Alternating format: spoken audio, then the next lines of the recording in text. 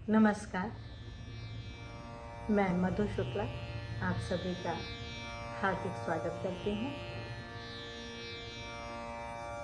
अध्यापन काल में मैंने ये अनुभव किया है कि विद्यार्थियों के मन में बहुत सारे प्रश्न होते हैं और उन प्रश्नों का हम शिक्षकों को उत्तर देना होता था।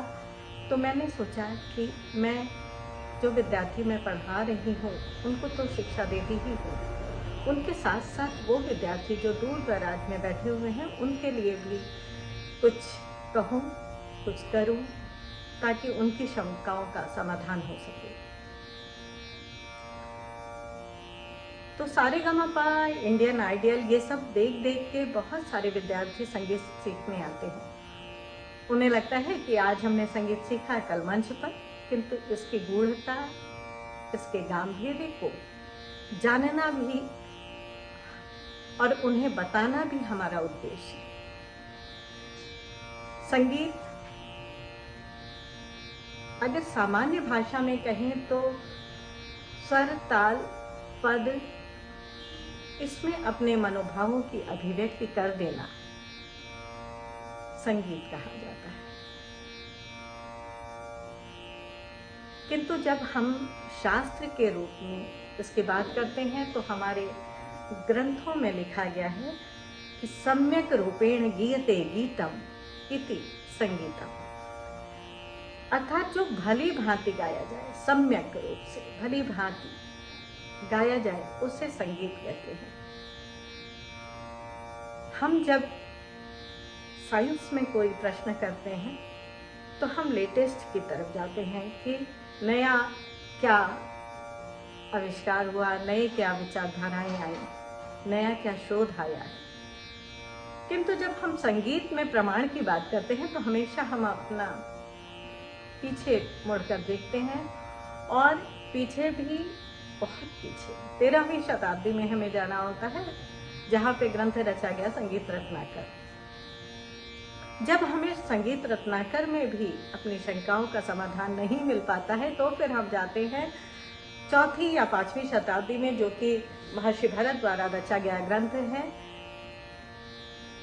नाट्यशास्त्र। और नाट्यशास्त्र में भी जिन शंकाओं का समाधान नहीं हो पाता उसके लिए हम जाते हैं वैदिक काल में। तो वैदिक काल, नाट्यशास्त्र, संगीत रत्नाकर, इस पर तो हम समय समय पर चर्चा करते ही रहेंगे, किंतु आज हम चर्चा करते हैं संगीत की। तो 13वीं शताब्दी में जो ग्रंथ रचा गया संगीत रत्नाकर, वो संगीत का आकर ग्रंथ है, संगीत का मूल ग्रंथ है, और हम उसे ही प्रमाण मानते हैं। आगे के कालों में जो भी ग्रंथ रचे गए वो संगीत रत्नाकर को ही लेकर आधार मानकर रचे गए।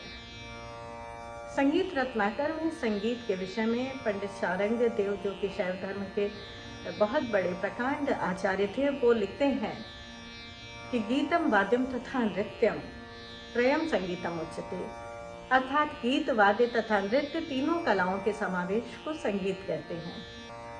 अब संगीत को हम लोग इंग्लिश में बोलते हैं म्यूजिक, किंतु म्यूजिक और संगीत दोनों में थोड़ा सा फर्क है। जब म्यूजिक कहते हैं तो म्यूजिक एंड डांस, उसमें वोकल और इंस्ट्रूमेंटल म्यूजिक में होता है, किंतु डांस अलग से आता है। किंतु हमारे यहाँ जब संगीत की बात की जाए तो बहुत ही व्यापक दृष्टि रखी गई है कि गीतम वाद्यम तथा नृत्यम त्रयम संगीतम उच्यते, गीत, वाद्य तथा नृत्य तीनों कलाओं का समावेश है, क्योंकि गायन उसमें श्रेष्ठ माना गया है। और गायन क्यों श्रेष्ठ माना गया है? क्योंकि वो स्वतंत्र है। हमारा शरीर गात्र वीणा है, और उस गात्र वीणा से जो निःसृत होता है, वो हमारी जो आवाज है, वो हमारा साज है। और वाद्य जो है वो गान के अधीन है, गान पर आश्रित है। और नृत्य जो है वो गान और वाद्य दोनों पर आश्रित है, अर्थात गान इसमें सर्वश्रेष्ठ है।